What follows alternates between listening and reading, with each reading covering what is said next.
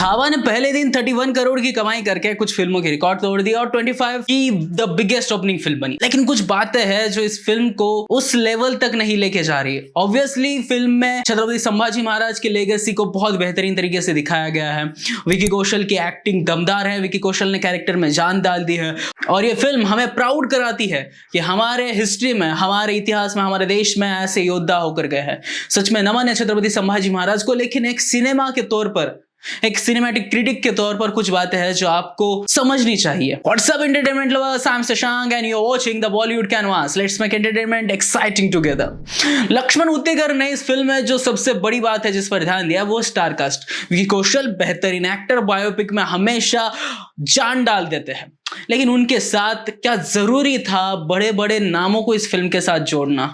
क्या लक्ष्मण उतेकर ने सिर्फ इस बात पर फोकस किया कि बड़े नाम इस फिल्म में आए, जैसे कि AR रहमान हो, रश्मिका मंदाना हो?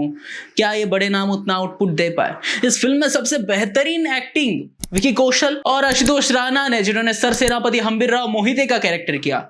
ये दो किरदार जिन महापुरुषों के हैं वो बहुत बड़ी लेगेसी होल्ड करते हैं। इसके बाद आते हैं महारानी येसुबाई। महारानी येसुबाई का कैरेक्टर प्ले करने के लिए क्या कोई मराठी एक्ट्रेस नहीं हो सकती थी जो उस कैरेक्टर को और ऑथेंटिसिटी से करे? हालांकि काजोल ने फिल्म तानाजी में उस कैरेक्टर को बहुत बेहतरीन तरीके से निभाया था। एक मराठी महारानी को, एक मराठी पटरानी को आप अगर प्रेजेंट कर रहे हो तो उस लेवल की डायलॉग डिलीवरी, उस लेवल का आंखों में जुनून होना चाहिए। लेकिन रश्मिका मंदाना की एक्टिंग, उनकी डायलॉग डिलीवरी कहीं ना कहीं उस कैरेक्टर की पावर को कम पड़ती नजर आई। रश्मिका के आंखों में वो पूरी महारानी येसुबाई की छवि नहीं दिख रही थी जो विकी कौशल की आवाज और दहाड़ में संभाजी महाराज की दिख रही थी। नजर आ रहा था वो बहुत मुश्किल से हिंदी बोलने की कोशिश कर रही है। पूरी फिल्म एक मराठा योद्धा के ऊपर है और पूरी फिल्म में मराठी डायलॉग नाम मात्र, एक भी मराठी डायलॉग नहीं। दूसरी बात, AR रहमान का म्यूजिक। AR रहमान का म्यूजिक माफ करना, लेकिन इस फिल्म में AI म्यूजिक लगा। बहुत लोग उसे 11 लैब AI से जनरेटेड म्यूजिक बोल रहे हैं।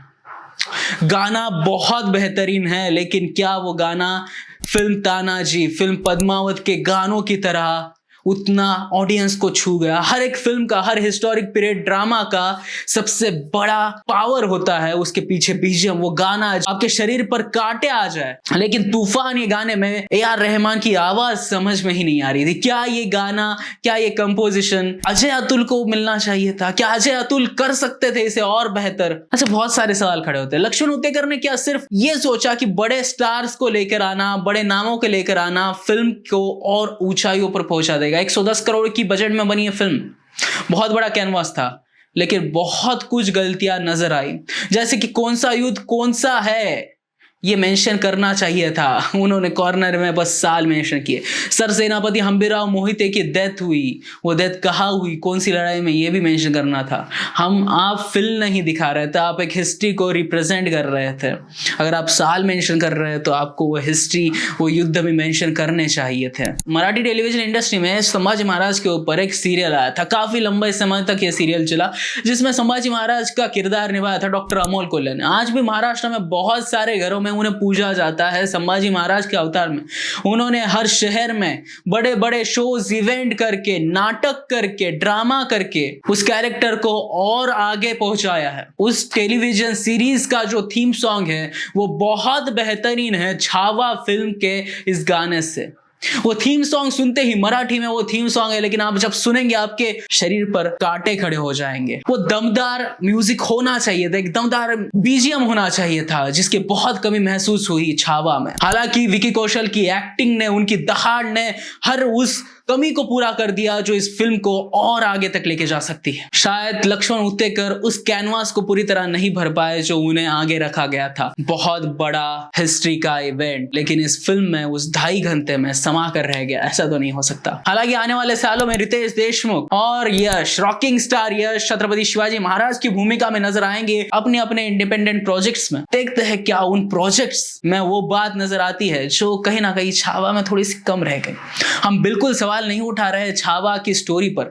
वो स्टोरी, वो कादंबरी, वो नॉवेल पूरी तरीके से आदरणीय है, पूजनीय है। विकी कौशल ने उसे पूरा सम्मान दिया है, लेकिन हम बात कर रहे हैं एज ए डायरेक्टर लक्ष्मण कर की कुछ नजरअंदाज की गई चीजों को जिसे हमें सोचना चाहिए। मिलते हैं अगले वीडियो में, तब तक आप देखते रहिए द बॉलीवुड कैनवास।